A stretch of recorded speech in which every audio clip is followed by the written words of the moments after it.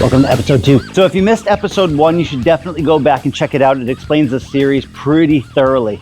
Basically what I'm doing is, instead of switching up into a bunch of different locations as I often like to do, I'm going to stay in this one area and I'm going to milk it for everything that it's worth. So last time I tried to get a bunch of flatland tricks into the proxy environment. Today I'm mapping out the space and figuring out which sections I can work on and how to work that into a longer 3-minute line. You like that? Oh, this whole thing? Yeah, remember I'm giving one of those away too. In each video I'm hiding one code word. At the end of the 5th video, I'll be giving away one of these t-shirts to the first person who tells me all 5 code words. They are all related, so you'll know when you get them.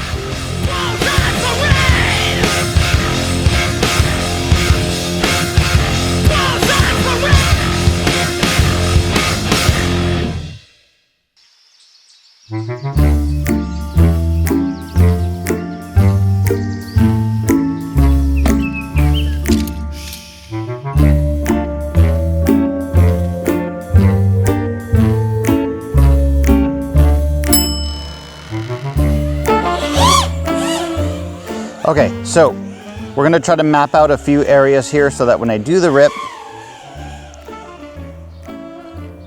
I am not...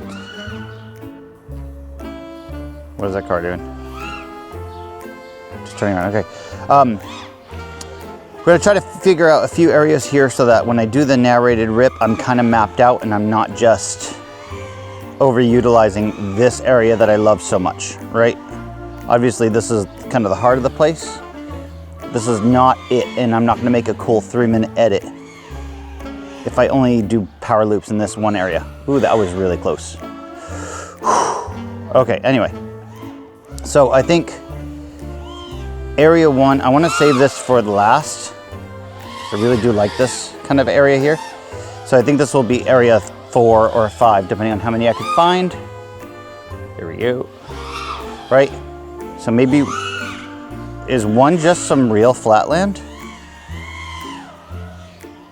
If you watch a video of somebody flying flatland in front of a bunch of cool obstacles, is that cool setup or is that just a cop-out? Nope, didn't make that. Okay, anyway, so let's say that, okay? Flatland is area 1. Some like flatlandish stuff here. Some kind of cool obstacles, just make sure we get the lighting. Maybe an inverted yaw spin into something like this. All right, so area 1 is gonna be flatland then, okay? I like up here for area 2, right? If we're doing snappy flatland tricks, maybe follow it up with the nice breather in some gentle cruising. Here, right? I know you can get out here and then back into it this way. Whew. It's Sunday. A lot of people are at church, which is why I just made that. Okay, so anyway, we're gonna say that's area 2. Area 2 is gonna be up here. And then we go into this cool stuff. All right, that's area 2. Area 3, I like to go, I know I said this was going to be area 4 or 5, but I do like the approach of this area. I'm getting distracted now. I do like the approach of that area over the wall here. Rooftop scares me a little bit. Ooh, bad breakup, bad breakup. And then get into it this way. Woo-hoo-hoo! All right, but now I need to add that roll that we worked on. Okay, go back in this way. Oh, almost. Do I go for it? I'm gonna go for it.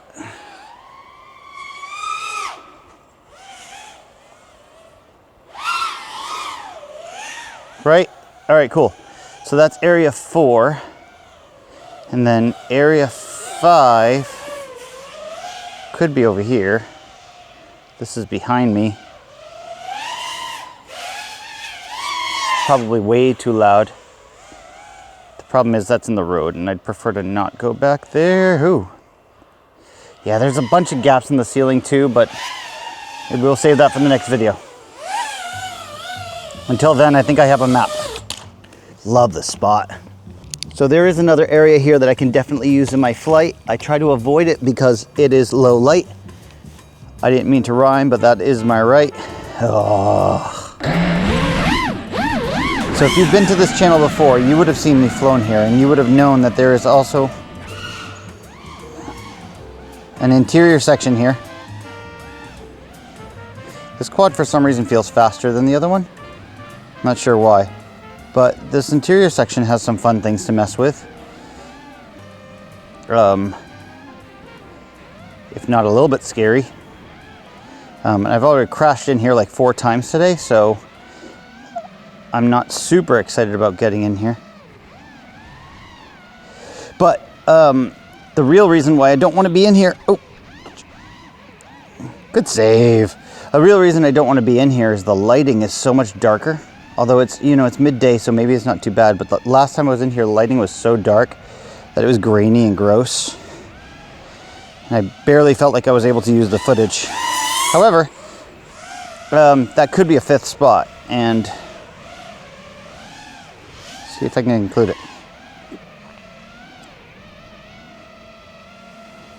Yeah, okay, so we can do something cool there, right? Let's see. Ouch.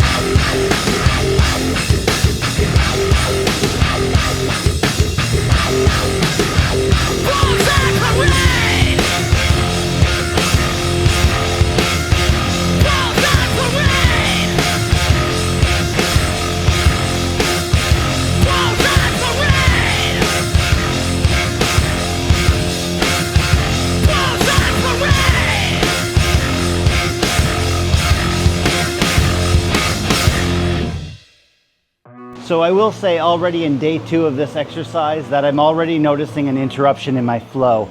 I'm not just as smooth going from one trick to the next, and that's okay, right? Introducing new things, and if Adventure Time had taught us anything, we learned that sucking at something is the first step to being really good at something. So the fact that I'm trying new things and getting outside of my comfort zone and crashing a lot more means this is going in the right direction. I'd also be remiss to say that HDZero isn't playing a part of this. I'm so much more confident doing these kind of flatland proxy tricks in the environments that I am because of the immediate feedback. Now, there are these cool areas, like I'd love to do this river run where you pop out of that window and come right under the whole bando, and I think that'd be really cool. I don't feel confident doing that on HDZero, but it's a valuable trade that we make. I just don't feel like I could do the whole line the justice it deserves on the DJI quad, you know? But even after day 1, I do see an improvement. If you guys are noticing an improvement too, can you just leave me a comment down below? Now at the end of day 2, I feel like I have a really good handle on the space on day 3 and on day 4. I'm gonna bring along some friends. I'm gonna see what kind of tricks they're doing, and there's a lot coming up. So please make sure that you are subscribed, like the video. It really helps to get out to a lot more people. Feel free to share it. If the next video is ready, it's gonna be right here. If not, check out something cool.